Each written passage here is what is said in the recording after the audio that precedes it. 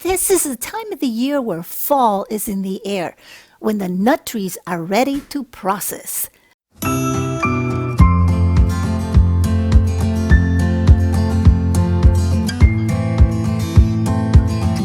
All right, so I took a few out of this basket right here, just to show you.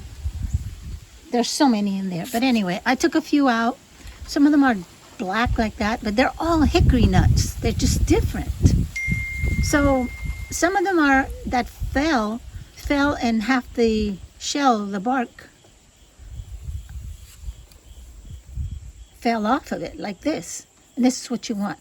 But you can't, they are so hard. You can't peel them. Not even the squirrels can peel them. Sometimes you find them all chewed up right here. I have to hit them with a hammer. But all of these are hickory nuts. Even this one that looks like a pecan. They're just different kinds of hickory nuts. We counted, how many did we count? 15 or 19 trees of those that we could get to. There are more deep because we have 5 acres and some of the acreage is overgrown. We can't even walk in there. So we have no idea how many more we have, but for sure, all these came from a lot of those trees. So here we go. Right now, you can see the nuts are turning yellow. But even if they fall and they're green, they're edible. They're ready to eat. We have to wait until they fall to the ground to be able to pick them up. Even if they look black, green, or yellow, as long as they fall into the ground, they're ready to eat.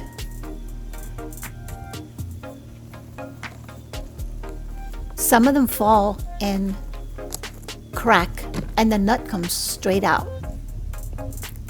Just like this. And if the squirrels haven't taken them, then we pick them up too. I'll show you later how we can tell if they're ready, if they're good or bad.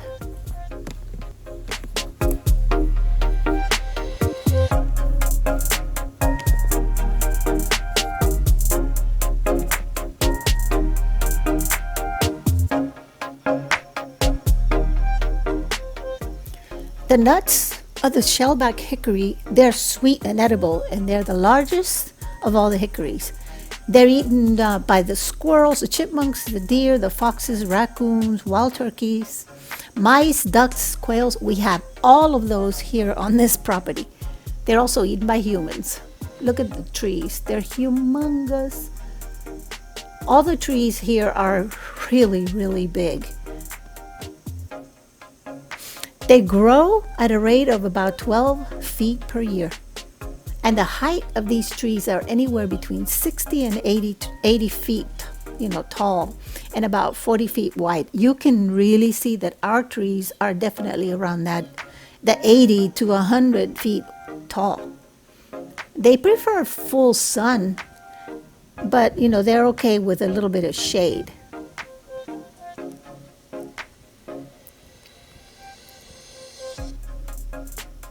I'm blessed that my trees here were already mature because it takes 10 to 12 years to bear fruit.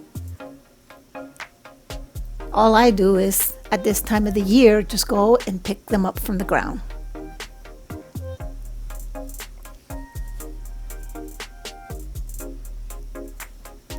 You see how big they grow, so just make sure you know where you want these trees when you plant them, because you can't be transplanting them.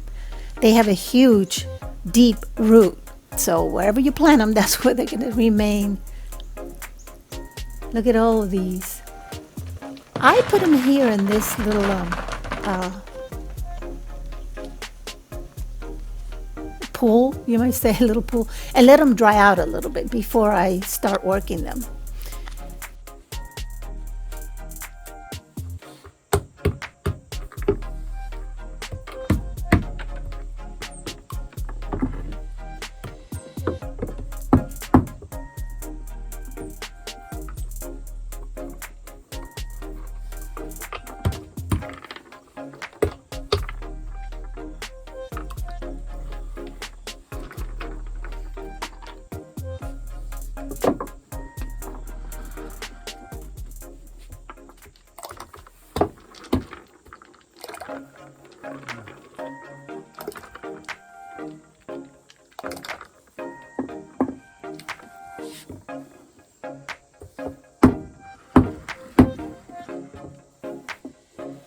See?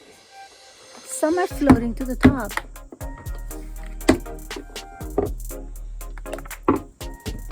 Some float to the top, and some are way at the bottom. These that float to the top, I don't want them. Obviously, they're not good. They have a worm in them or they're cracked. So these are no good. But all these, if you can see them, they're very good.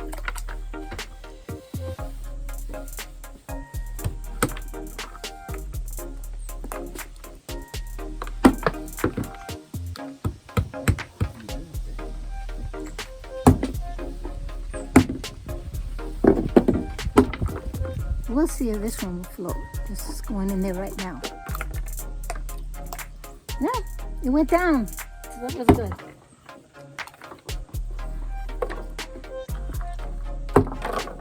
Oh no, this one's already. Okay. This one obviously was probably the wind brought it down, or maybe a squirrel brought it down. But as we hit it, they're not even ready. See? So this is no good.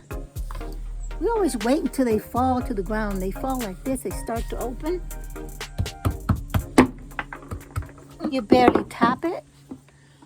And there's a nut. And it went down.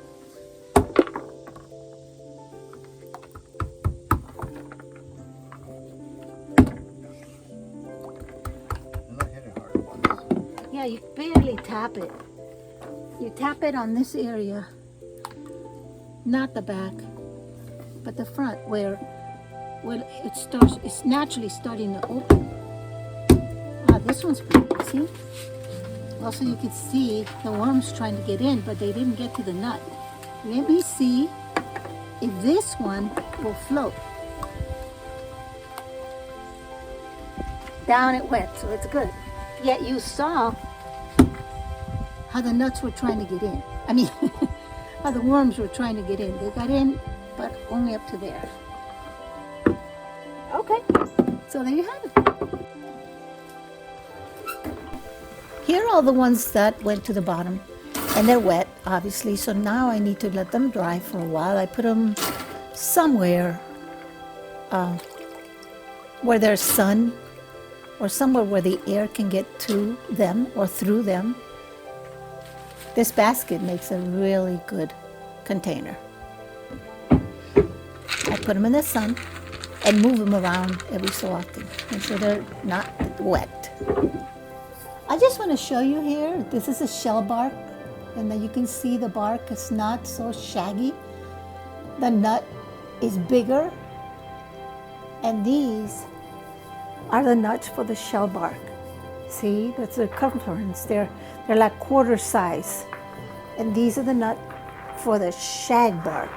These can be eaten right now, and they're real sweet.